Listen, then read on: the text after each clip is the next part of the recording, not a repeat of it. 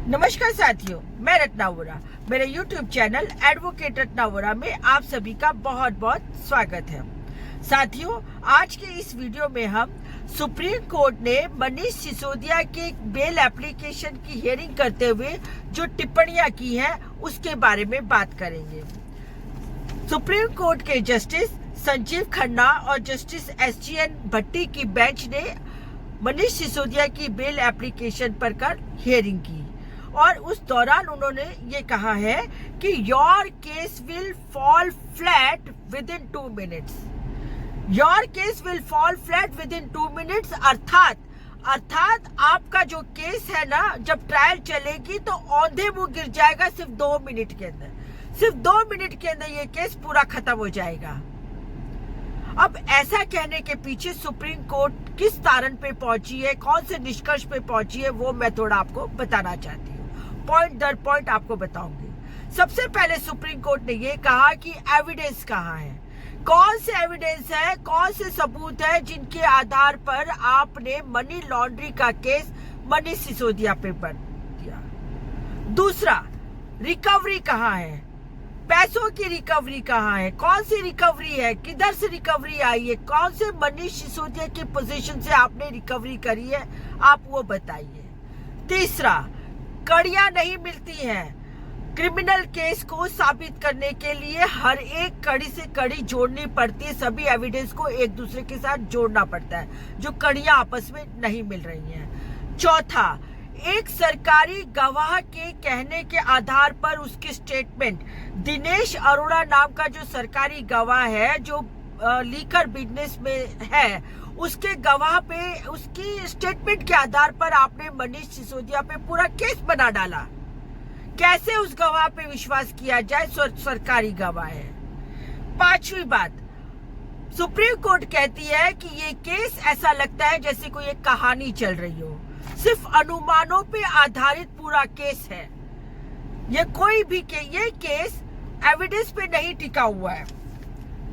छठी बात, 2 करोड़ 20 लाख रुपए की बात आती है तो ये 2 करोड़ 20 लाख रुपए भी कहाँ है, किधर है, कैसे आए, कोई जवाब नहीं है उसका। 7वां पॉइंट, CBI कहती है 100 करोड़, ED कहती है 33 करोड़।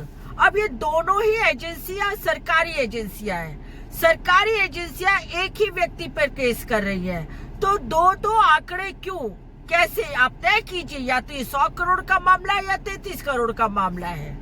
उसके बाद एक और पॉइंट आता है, 8वां पॉइंट है, जिसमें ये कहते हैं कि 170 मोबाइल फोन तोड़ दिए गए हैं एविडेंसेस को, सबूतों को मिटाने के लिए। तो पहली बात कि आप 170 की फिगर तक कैसे पहुंचे।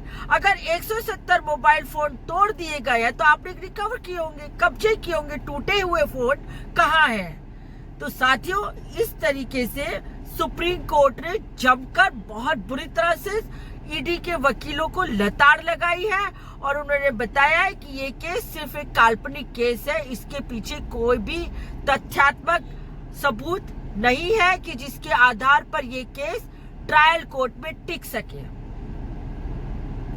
अब सोचिए, बहुत ही सोचने की बात है कि जो केस जिसमें कोई सबूत नहीं है, वो केस में मनीष सिसोदिया पिछले 8 महीनों से जेल में कैद है। मनीष सिसोदिया के सामने कोई भी केस नहीं है, फिर भी 8 महीने से जेल से कैद है। तो जो सामान्य व्यक्तियों के सामने जो आतंकवाद की कलम लगाई जाती है, जो आतंकवाद के सेक्शंस लगाए जाते हैं और सालों साल से वो लोग जेल में सड़ रहे हैं, तो इसके पीछे सरकारी मंशा कितनी ज्यादा काम करती है। और जिस तरीके से मोदी सरकार 2014 से 2024 आने वाला है, ये अपनी ED, CBI, IT का दुरुपयोग करके, सरकारी एजेंसियों का दुरुपयोग करके जो विरोध पक्ष के नेता हैं उनको डराने का, धमकाने का काम करती है। जो स्वतंत्र पत्रकार हैं, जो अपनी आवाज को मुखर करके बोलते हैं, उनको दबाने का, डराने का काम करती है।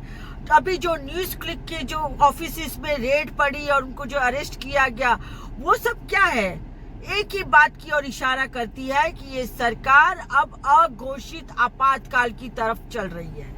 अघोषित आपातकाल मैं इसलिए कह रही हूँ क्योंकि कोई कारण नहीं दिया जा रहा है, कोई उसके पीछे कोई तर्क नहीं है कि किसी को भी आप कभी भी जेल में डाल देंगे, किसी के ऊपर कोई भी नोटिस डाल देंगे। कोई भी जो इंसान आपके सामने अपनी आवाज उठाता है, आप उसकी आवाज को बंद करने का काम करेंगे।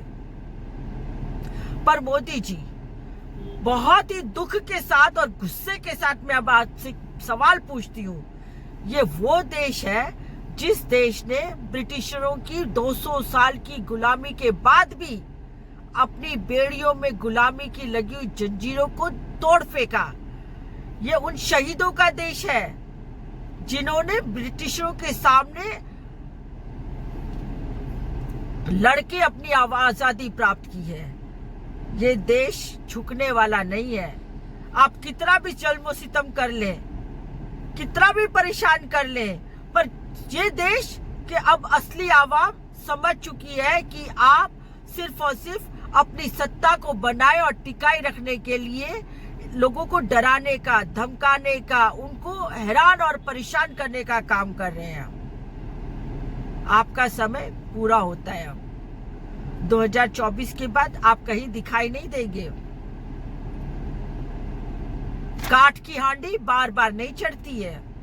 14 में चढ़ गई, उसके बाद 19 में चढ़ गई, पर 24 में अब आपका दाल नहीं गलने वाली है। सिर्फ मैं यही कहना चाहती हूँ कि आपने एक निर्दोष व्यक्ति को 8 महीने से जेल में रखा और उन्हीं आरोपी के तहत आपने संजय सिंह के ऊपर भी अरेस्ट कर दिया।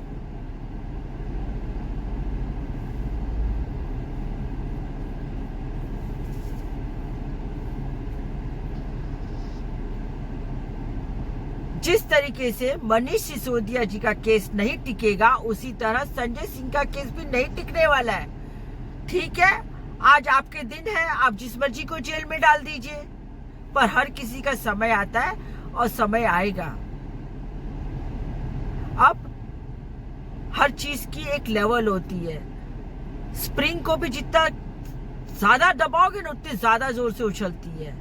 और आप जितनी ज्यादा प्रताड़ना करोगे, जितना ज्यादा लोगों को परेशान करोगे, उतने ज्यादा लोग आपके सामने खुलकर आएंगे।